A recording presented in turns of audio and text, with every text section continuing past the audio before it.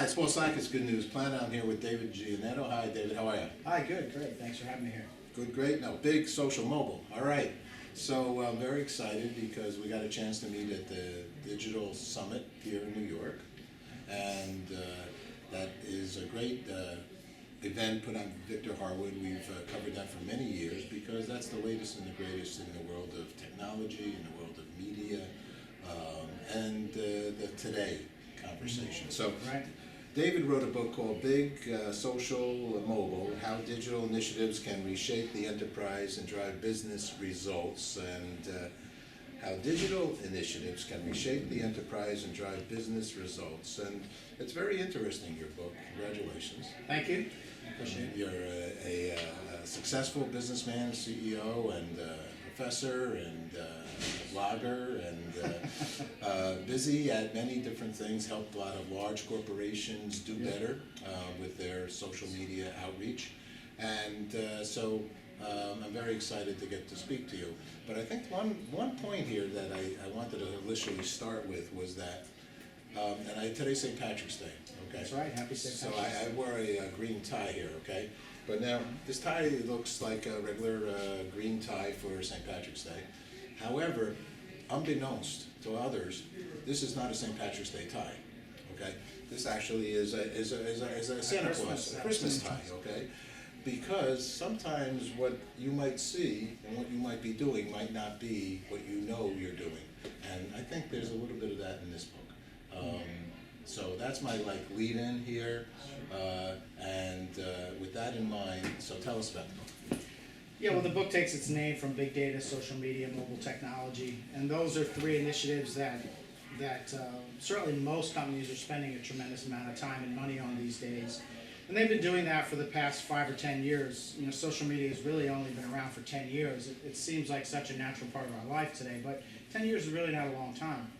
And most companies are approaching these initiatives from a very isolated or segregated approach where they launch an initiative in each area, a social media initiative, a big data initiative, a mobile technology initiative, and they don't really integrate them into each other or into the business itself.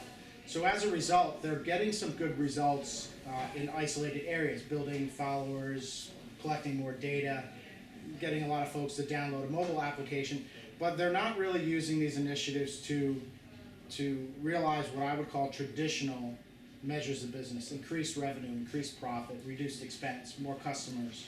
So in other words, for example, they're getting a lot of friends on Facebook, but not necessarily making a sale. Not a lot of customers, right? And it's a fan or a friend is not the same as a customer. And executives are now starting to realize that these things don't naturally transition into more revenue for the organization. So they're asking that very difficult question of where's the ROI in all of these initiatives? And those people who are specialized practitioners, and the social analysts, data scientists, mobile developers, they don't really have the answer to that question. So it's creating a little bit of tension for the first time. So I was at another one of these conferences, and somebody from the ABC TV network, their digital research, and we know, having been a former CBS, PBS guy myself, you know, these guys do a lot of homework. You know, David Poltrack over at CBS, I mean, these guys are renowned for their research. I think he came up with that, you know, maybe on Facebook, I don't know, maybe you know the number, maybe 2 or 3 or 4 or 5% of all your friends will make a difference in your life in regard to maybe decisions and maybe purchasing decisions. 2 or 3 or something. Small percentage. Small percentage. So why are we all doing it? Is it a vanity thing? Well, I think it is changing. You know, it's important to recognize that consumers are changing, and there's really 2 groups of consumers emerging. One is the traditional consumer that falls more in line with that small percentage of people who influence them that you're talking about. But social consumers follow a little bit different pattern. They're the ones that have integrated social media quite fluently, not only into their lives, but into their buying pattern. And what we see amongst that demographic is a real desire to have more knowledge when they make a purchase, because a purchase to them really is a choice of loyalty to a brand or to a company. So it's bigger than just what they're purchasing. And in order to make that better, more relationship-oriented decision, they're willing to go out and find people who are credible experts. It doesn't have to be an old-time broadcaster like we would get on the big media, but somebody who's influential within their social circle So that number is a little bit bigger for social, what I would call social consumers. Okay. So let's go over each one of these. When people are saying big data, what does that mean? And how does that affect the consumer? In other words, if I put my name down under a raffle to go to Bermuda, now my name has been